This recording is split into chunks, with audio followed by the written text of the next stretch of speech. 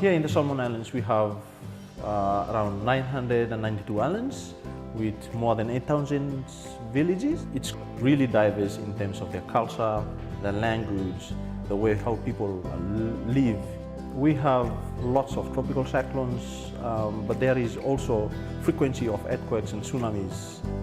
So after the 2013 tsunami in Temotu province, the national capacity had constraints in terms of staffing, supplies and logistics. The presence of the foreign medical teams added a lot of value to that response. It was the first dengue outbreak in Solomon Island in 2013.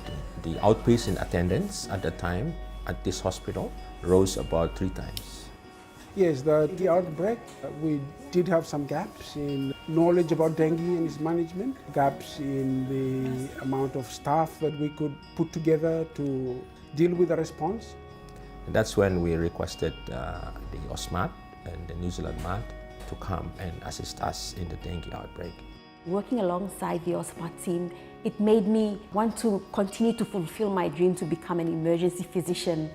I saw how they worked very hard, how they could see a wide range of conditions, the teamwork amongst them and how they quickly adapted to the local environment. Well, I think firstly we learned a lot from the team that came. The team came as a self-functioning group. They have doctors, they have nurses, they have logisticians, they have laboratory people. So in a way it was an eye-opener for some of us who were the first time to work in EMT team. So the Solomon Islands have so much experience of responding to its own disasters. We've seen national capacity build over many years. What's really interesting and so impressive about Solomons is now they've started to develop their own national teams.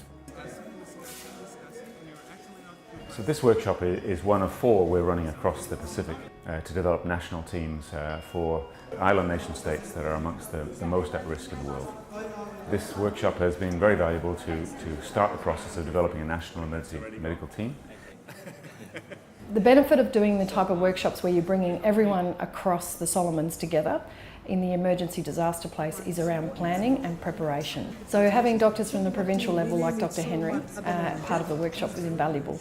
At the provincial level, which I am at, these 3 days of training has given me valuable information in terms of situational analysis or assessment of an incident in regard to especially estimates of injuries and deaths to do with tsunami or earthquake, so that I can feed that information back to the national level, which is the Ministry of Health.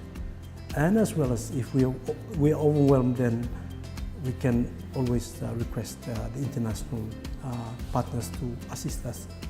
There's all these aspects that with this workshop actually provides that actual avenue for the recognition of what are the components that probably those at the national level and also at the provincial level actually have to have. This 3-day workshop that we have attended has been an eye-opening experience for me. Hearing from previous deployments from the EMT teams and lessons learned, and some of the things that should be considered whenever you're deciding to deploy an emergency response team.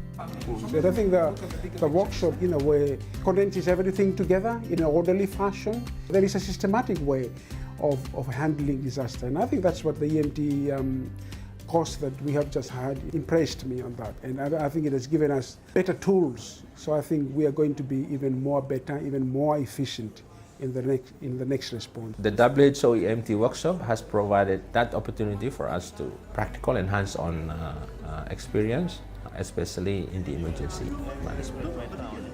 So emergency medical teams in general strengthen the government's ability to respond quickly to its own emergencies and disasters. The heart of the WHO EMT initiative is national capacity building. So having a national team here in Honiara ready to respond to disasters in the outer islands and at the same time able to accept in international teams if they need them.